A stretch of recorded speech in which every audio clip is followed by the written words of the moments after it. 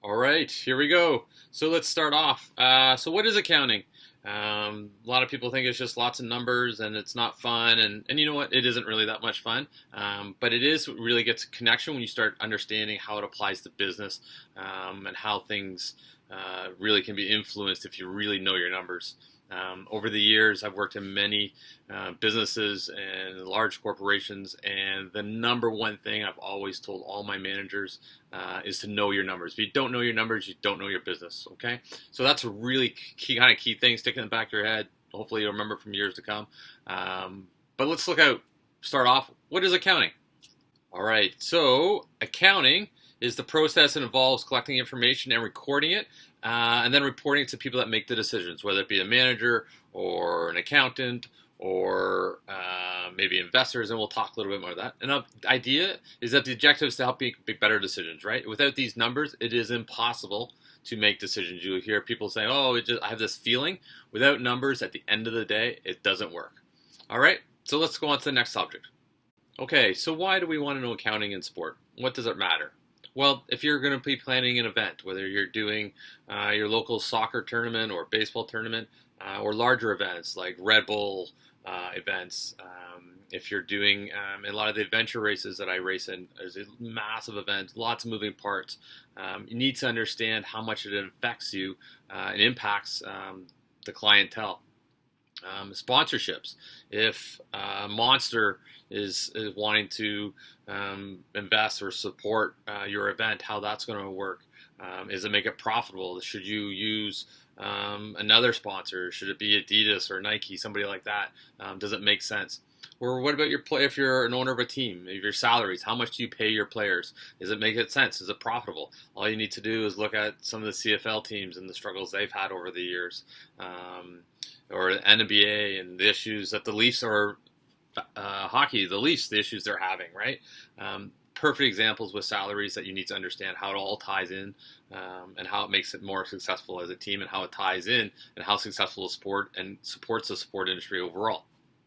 And there's many other avenues that really, when you start breaking it down into different levels of accounting, but we're not going to get too much. But just understand it plays a huge role in the sporting goods industry, and sport retail, and all levels of the sports industry. Okay.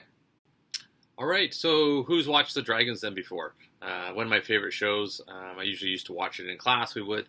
But this talks about different levels of accounting organizations. So a sole proprietorship is basically exactly what it sounds like, right? One person, sole. They would be in charge of the corporation, so they would need, if I'm the only person in that company, I need to know the numbers, right? If you're a partnership, if you're looking to get together, have people invest into your partnership, right? They will ask you, what are your sales? What are your profits? What are your return on investments? Those sort of things. And you need to know those numbers and understand what truly is your expenses so that you can be profitable. Last but not least is corporations. This is pretty self-explanatory. I'm sure lots of you would have examples. So corporations, Walmart, Sport Check, National Sports, Canadian Tire, all those large corporations that have many avenues running in it, but also have maybe branch off in different companies as well. So for example, Canadian Tire pretty much owns the sporting goods industry in Canada.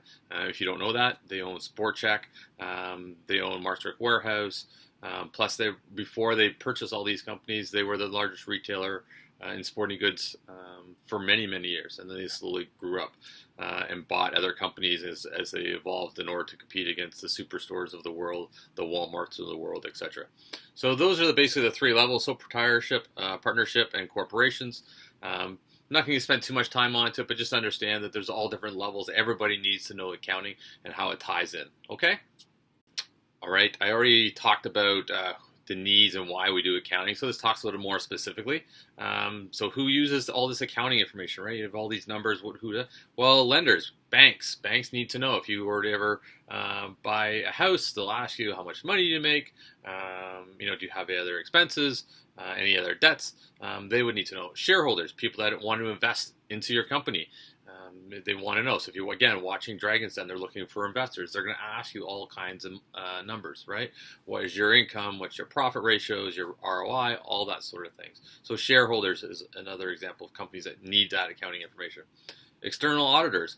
If you have your own business and one time the tax man will come in, want to audit your company, the first thing they're going to say, can we see your books? And you're going to have it out. And you need to have all your numbers there, nice and plain and simple, laid out for you, for them, so that they can make sure everything's in order and you're following by the rules. That is the tricky part sometimes.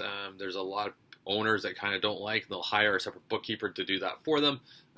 But again, the more organized you are, the less the taxman won't set off any red flags, and they won't get into a real deep audit and look at sometimes, having to pay thousands and thousands of dollars. But really, the taxman is really why you're doing it. Make sure all your T's are dotted and crossed, T's are crossed and I's are dotted. Unions. Can anyone think of why unions? I mean, why they need it? What is their role if you think about it, right? Unions basically started back when employees were being treated unfairly, right? They weren't getting paid what they should. So basically that's exactly what the unions look at it to make sure, if a company's making X billion dollars, are the employees getting a fair share of that for what the industry dictates, right? Minimum wage is a kind of a perfect example where that all kind of started. A CRA, so the Canadian Revenue Agency, again, wanting to make sure that you're following by the rules. You're claiming everything that you should as income, and you're not necessarily writing things off that you shouldn't. I mean, if you bought a new computer, you may or may not be able to write off. You might be able to write off a percentage of it. But all these companies are just some examples, but these are the biggies that need that accounting information. It's really, really crucial. I know a lot of companies I've worked with over the past that my wife and I, we consult on, and this is one of the biggest things that tends to fall through the cracks. They're really good at their job, but they really suck at accounting and really knowing the numbers. So that's a really trade-off sometimes. So it's really important to understand the value of it. Doesn't mean you have to be good at it, but you need to understand the value of it, because 90% of you guys won't get into actually doing accounting. You'll get to a certain point, and you'll hire a bookkeeper or you'll hire an accountant, and they will look after it for you. But you need, in order to manage your company properly, need to understand the rules of the accountant and what they're doing with the information. Okay, last but not least, the G.A.A.P principles. These are some generally accepted accounting principles that the organizations have put out there so that everyone plays fairly. Depending on what you were to search, you'll find different levels of what is accepted. Also depends what country you're in. But we'll talk more about that and get into specific what these actually are. But you need to understand when we're talking about G.A.A.P, we're talking about the rules, right? You need to follow the rules or the accounting principles that are accepted in the industry. Some simplest things like using brackets and certain things when you're round numbers and that kind of sometimes fall depending on your your accountant that you're using and so forth. So making sure that, again, the cleaner you can make your numbers and the cleaner you can make your books, the less chance of being audited. And if you do get audited, less chance of being fined a lot of money. So if you follow the rules nice and clean, generally you have no issues. It's the people that tend not to follow these rules that run into the issues. All right. So that's pretty much it for week 1/2. We'll be covering some more stuff as we'll go through. If you guys have any questions, feel free to subscribe and you can make comments in the channels. Make sure you hit the notifications down here.